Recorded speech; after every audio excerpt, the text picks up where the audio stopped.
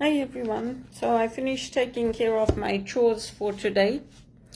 I changed the bedding, so I didn't do that at the weekend, and cleaned up. And so I thought I would just do a little bit of a reflection for Christmas. I'm not doing the reading which we are going to have at church, but because I posted that documentary on the Magi and the wise men going to visit Jesus, I thought I would focus on that scripture. If you're interested in the text, it's from the book of Matthew, and it's chapter 2, verses 1 up to, I guess you could do up to 12. And I just thought I would reflect on that because for us, Jesus is the King of the universe and he's King of the world. But many Jews rejected that, and they rejected that starting with Herod. So if you look at this passage and you go back and look at that documentary which I posted, it basically tells you that during the reign of King Herod, suddenly some wise men came to Jerusalem from the east. And you see that repetition of suddenly. Things are happening suddenly and unexpectedly, and it's like all of a sudden these wise men came. And you find that in the Gospel of Luke, you find that in the Gospel of Matthew. Things are happening suddenly. But the birth of Jesus and the appearance to the shepherds and the angels and all of that is not in this account of Matthew. It just says that Jesus was born. If you look at chapter 1 and verse 25, when Joseph woke up, he did what the angel of the Lord had told him to do. He took his wife to his home. He had not had intercourse with her when she gave birth to a son, and he named him Jesus. So again, this is a contradiction of life. This is a contradiction of law, of the natural law. It's unusual. It's something that's weird. It's something that any normal person would say, you know what, these people are like, they're insane. Do you really mean to tell me this woman, they didn't have intercourse and she's having a baby? Yeah, right. So in those days, they had science, but not the science the way we know it, not the technology we had. Maybe they had better technology. We don't know, because the scriptures are coming out to us from far away. So when Jesus is born, you see this King Herod having these wise men coming to him, asking, where is the infant King of the Jews? We saw his star as it rose and have come to do him homage. And we see that with our stars. One of the things in Eastern tradition, and you get this in the Goan tradition, you get this in the Hindu tradition, that when a great person is born, a great man or a great woman, they say that there are great stars that appear at that time. And in the Eastern tradition, they even use those stars in how they will name a child, what they will name a child. There are principles that are followed. So that's why it says in here, when they say that they saw the star rising and they came to do him homage, King Herod heard this and he was perturbed, because for them it's a sign. A great star rising is a sign. So King Herod saw that as a threat to his power. And so was the whole of Jerusalem, because the whole of Jerusalem's probably wondering, well, there's this great star rising. Who is being born and who are they looking for? So then he calls the chief priests and the scribes of the people. And the scribes of the people, they actually say scribes of the people, but they're lawyers. They call to interpret the laws of the scripture for the king. So that's why he calls them. And he inquired of them where the Christ is to be born. And they told him, at Bethlehem in Judea, for this is what the prophet wrote. And then This next verse, it's from the book of Micah, Micah 5:1. And you, Bethlehem, in the land of Judah, you are by no means the least among the leaders of Judah, for from you will come a leader who will shepherd my people Israel.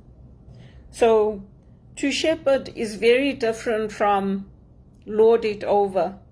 To shepherd is very different from the kind of imagery that is used for kings. But this is the fulfillment of prophecy. It's the fulfillment of Jewish prophecy. Then Herod summoned the wise men to see him privately. So why privately? Because he wanted to talk to them. He wanted to find out, not in front of everybody, what it is, because he was worried. Then he asked them the exact date on which the star appeared and sent them to Bethlehem with these words, "Go and find out all about the child, and when you have found him, let me know, so that I too may go and do him homage." Having listened to what the king had to say, they set out, and suddenly the star they had seen rising went forward and halted over the place where the child was. The sight of the star filled them with delight, and going into the house, they saw the child with his mother, Mary. So just to go back to that documentary, and there are other teachers that have done the same. Dr. David Jeremiah has done the same one. That word house is important because it doesn't say that they went into the manger. It says they went into the house. So it's showing you that time has passed. It's not showing you how much time has passed, but if they were coming from the east, they were traveling a long distance like that documentary shows us. So they went into the house, and they saw the child with his mother Mary. And falling to their knees, they did him homage. Then opening their treasures, they offered him gifts of gold, frankincense, and myrrh. So it shows you again, this is fulfillment of prophecy.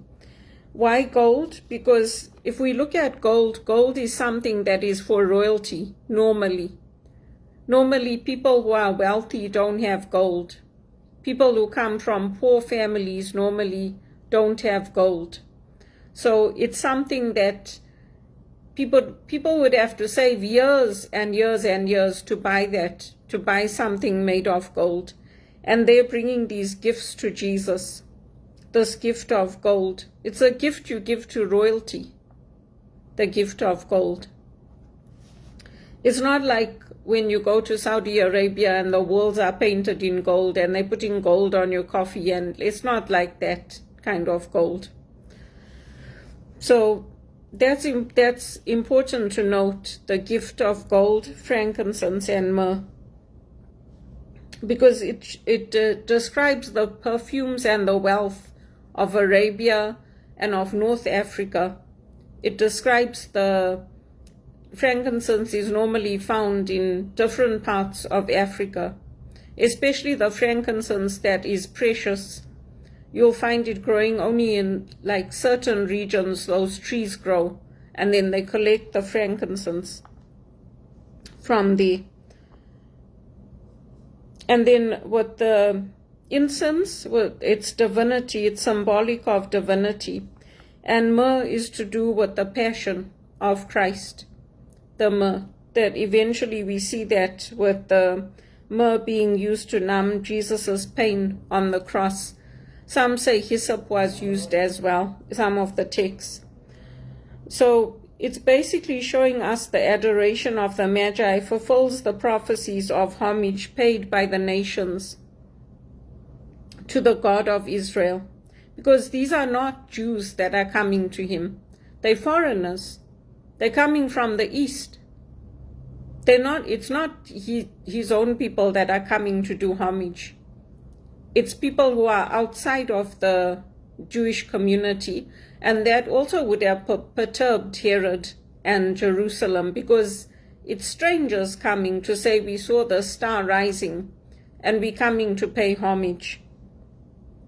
So it's fulfillment of prophecy. And if you want to look at the scriptures, it's Numbers 24:17, Psalm 72:10-15, Isaiah 49:23, and 65. And those were accepted as messianic signs. So the recognition of the Messiah by the Gentiles stands in direct contrast to the rejection by the Jews in the person of Herod, because that rejection starts with Herod, the royalty rejecting Jesus. That's where it starts. And also, to emphasize this, doctors of the law, the lawyers, the scribes, they were the ones who, they gained prestige and influence among the people. Their numbers were drawn primarily from the Pharisees, the high priests, and the elders. So they were the great Sanhedrin. And later on we see this great Sanhedrin when Jesus comes to trial. This is the great Sanhedrin. They form the high priests and the elders. So again, you can see how fulfillment of prophecy is taking place. It's not just a story. You can look at it as just a story if you want, but it's showing you how the Old Testament is fulfilled in the New Testament. And with the Magi, again here, like that documentary showed, it didn't tell us there were 3 kings. They might have been kings from countries. They might have just been wise men. We don't have the exact details. But things like that, when they pass down orally, through oral tradition, if you don't have those stories handed down from generation to generation, it gets lost in the text, because the text can't capture it as richly as the oral tradition. So it is important. And also this coming of Jesus, it's the same way when we look at Moses, and we look at how Moses is coming to free his people from that slavery, and Jesus is coming to free his people from the slavery of sin. So there's this repetition, but in Jesus, for us as Christians, he's both man and God. He's not just man like Moses.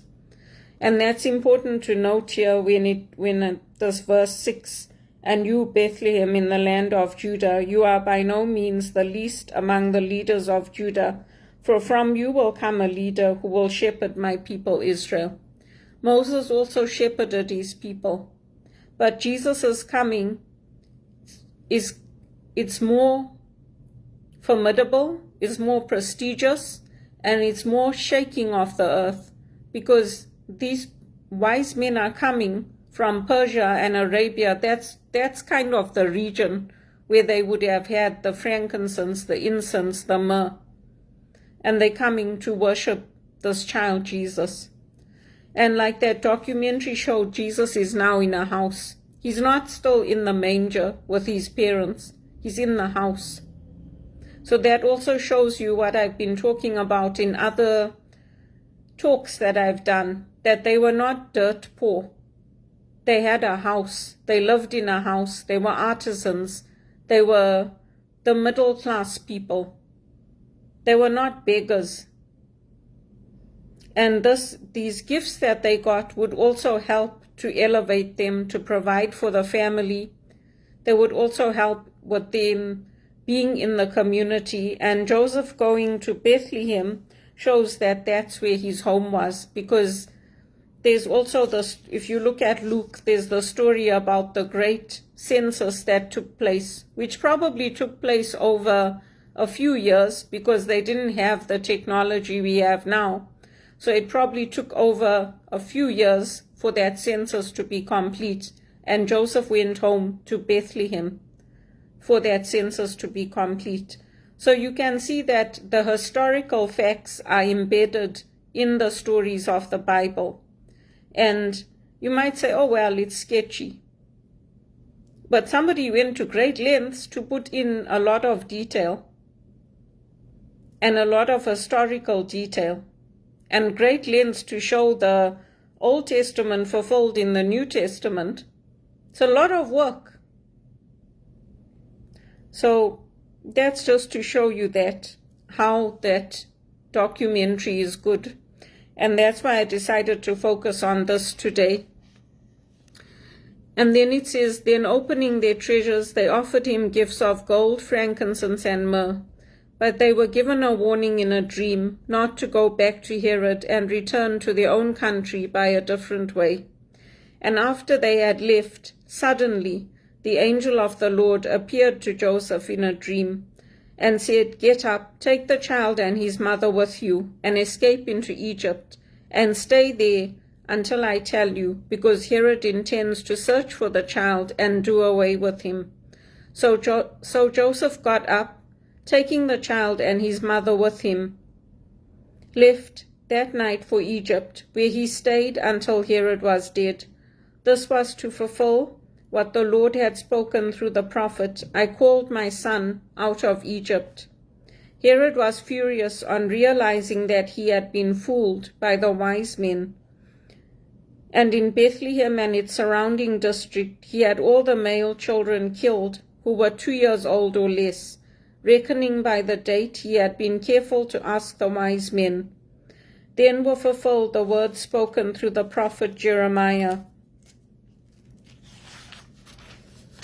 A voice is heard in Ramah, lamenting and weeping bitterly. It is Rachel weeping for her children, refusing to be comforted because they are no more. After Herod's death, suddenly the angel of the Lord appeared in a dream to Joseph in Egypt and said, get up, take the child and his mother with you, and go back to the land of Israel, for those who wanted to kill the child are dead. So Joseph got up, and taking the child and his mother with him, went back to the land of Israel. But when he learned that Archelaus had succeeded his father Herod as ruler of Judea, he was afraid to go there, and being warned in a dream, he withdrew to the region of Galilee. There he settled in a town called Nazareth. In this way, the words spoken through the prophets were to be fulfilled. He will be called a Nazarene. And some texts have before his eyes. And that's why he was known as Jesus of Nazareth. It comes from here, because they settled in Nazareth. So you can see how this fulfillment of Scripture is taken place.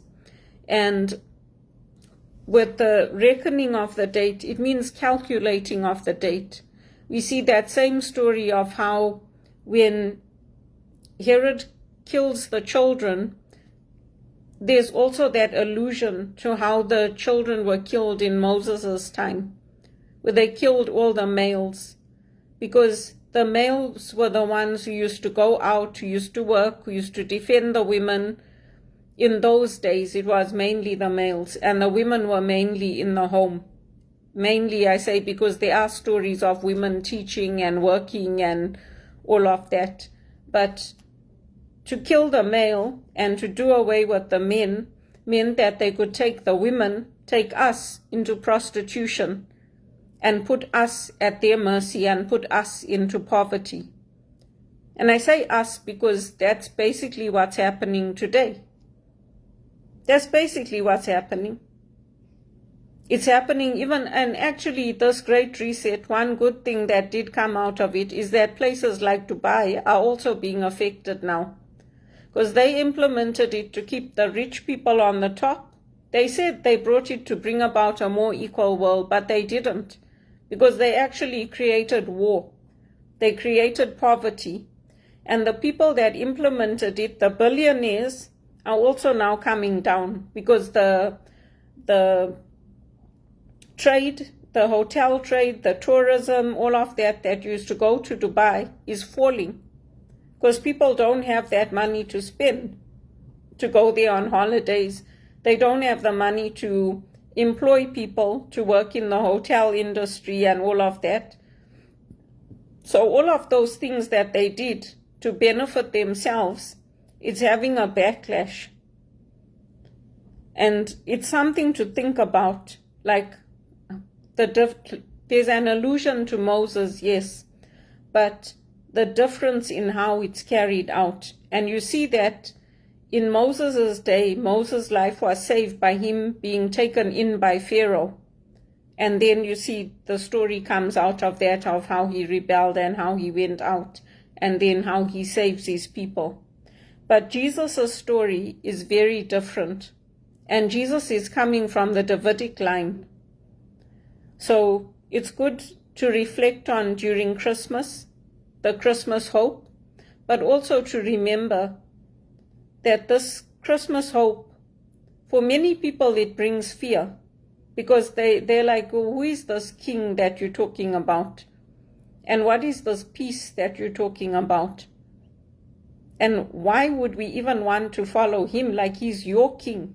He's not ours. But I don't think that any other system has worked in the world. So anyway, it's just to show you how they did that documentary. I thought it was good. And then to give you the scriptures so that you can see. Because you can say, oh, it doesn't matter, the words don't matter. But the words give you the interpretation. Because if you don't read that scripture and see that, okay, Jesus was in a house, why would Herod kill all the children under 2 years old, the male children? It doesn't make sense unless you see the fulfillment of scripture and you see why Herod did what he did and why the wise men would come from the east, foreigners would come and worship him. And today you might see that in other great leaders. I know we saw it when we saw great funerals taking place in the world, where leaders of all nations will go, or when there's a birth of a child in the royal family and everybody knows about it. We still see those things happening today. So this is just showing you how even there in Jesus's day, they knew that, okay, even if you want to not call Jesus king, prophet, wonderful counselor, they knew a great man is being born today. And they came all the way from the east to pay him homage. So it's very disrespectful to live in a country where you have to wear a badge saying you can wish me Merry Christmas, and to have to fight every year. This year I'm not working, but I don't have a job. I can guarantee you if I was working, I would have had to fight to get Christmas off in Canada. So anyway, that's the scriptures, and you can, if you get a good Bible, all the things I'm telling you about are in the Bible notes. It's not something hidden. It's just that you have to know how to read the scripture and how to understand it. And also notice the difference. Like in the Gospel of Luke, it was written for the Roman people. It was written for a more social culture. So the whole thing about the appearance of the angels to the shepherds and all of that, it's completely left out. We go from Jesus being born to the visit of the Magi, the wise men from the east. And again, these are things that I learned when I was training to become a spiritual director. And because I don't have a job to teach theology, I'm passing it on this way, because it's the only way I can do it. I wanted to set up Bible studies. I didn't get support. I tried to join CLC. I didn't get support. I tried to apply to jobs to teach theology. I didn't get support. So this is the only way that I can do it, to share my skills and to share my knowledge and to share what I've learned and to bring in some of the tools. Because bringing in videos, bringing in documentaries, bringing in things that shape identity, that's all part of how we do our formation training. And that's all part of how we reflect. So I hope that helps you for this Christmas season and the introduction of Jesus, the person of Jesus and the Son of God, and the fulfillment of Scripture. And it goes back to the Midrash stories and the Messianic teachings. And Herod was the king of Judea around 4 or 5 BC. So again, it's a historical fact in the region of Samaria. And I'll leave it at that today. I'll leave it for you to reflect and to think about the questions, and also to think about how prophecy is fulfilled. And it's the outsiders that come to Jesus. Yes, there are Jews that believe in Jesus, they acknowledge Jesus, they follow Jesus, but it's the outsiders. We, the outsiders, become insiders through the Lord.